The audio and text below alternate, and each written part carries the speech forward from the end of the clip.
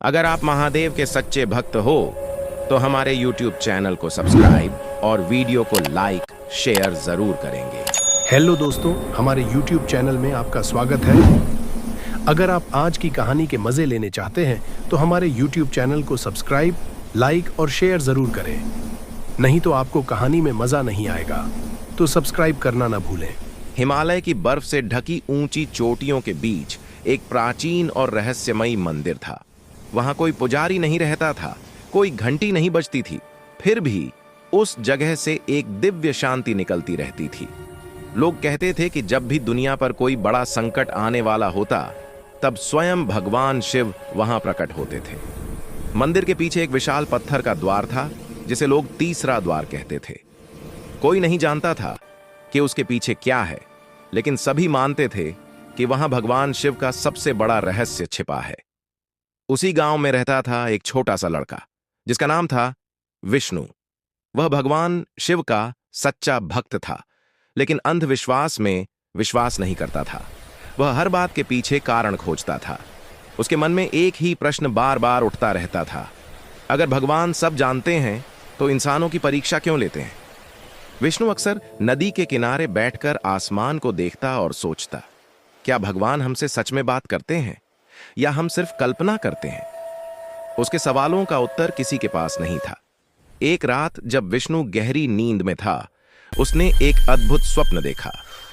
चारों ओर नीली रोशनी फैल गई और एक गूंजती हुई दिव्य आवाज आई, विष्णु, यदि तुम सत्य जानना चाहते हो तो तीसरा द्वार खोलो। सुबह होते ही विष्णु का दिल तेज धड़कने लगा। वह बिना किसी डर के मंदिर की ओर चल पड़ा, जैसे कोई अदृश्य शक्ति उसे बुला रही हो। हवा भी उस दिन कुछ अलग ही लग रही थी। जैसे ही वह मंदिर के पीछे पहुंचा, पत्थर का विशाल द्वार अपने आप धीरे धीरे खुलने लगा। उससे एक चमकदार नीली रोशनी बाहर फैल गई। विष्णु डर गया, लेकिन उसके मन में शांति भी थी। द्वार के अंदर वह गया तो उसने देखा, न वहां सोना था, न कोई सिंहासन, न कोई मूर्ति। वहां सिर्फ एक बड़ा सा चमकता हुआ आईना रखा था। उसी पल आकाश गूंज उठा, मनुष्य मुझे बाहर ढूंढता है पर मैं उसके भीतर ही रहता हूं। विष्णु उस आईने में देखने लगा और पहली बार उसने अपने भीतर के डर, साहस, प्रेम और सच्चाई को देखा। उसे समझ आ गया कि भगवान कहीं बाहर नहीं बल्कि हर इंसान के भीतर होते हैं। तभी वह दिव्य आवाज फिर गूंजी, मैं तुम्हें रास्ता दिखाता हूं, पर उस पर चलना तुम्हें स्वयं होता है।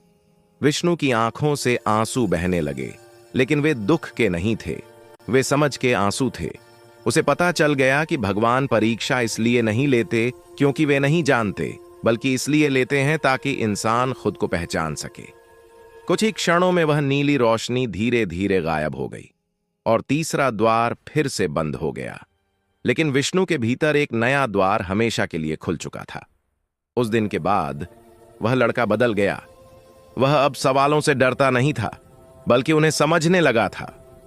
और कहा जाता है, जो भी सच्चे दिल से सत्य को खोजता है, उसके भीतर वह तीसरा द्वार आज भी खुल जाता है, जहां भगवान बसते हैं। इस वीडियो से आपको कुछ सीख मिली हो तो चैनल को लाइक, कमेंट और सब्सक्राइब जरूर करें। धन्यवाद।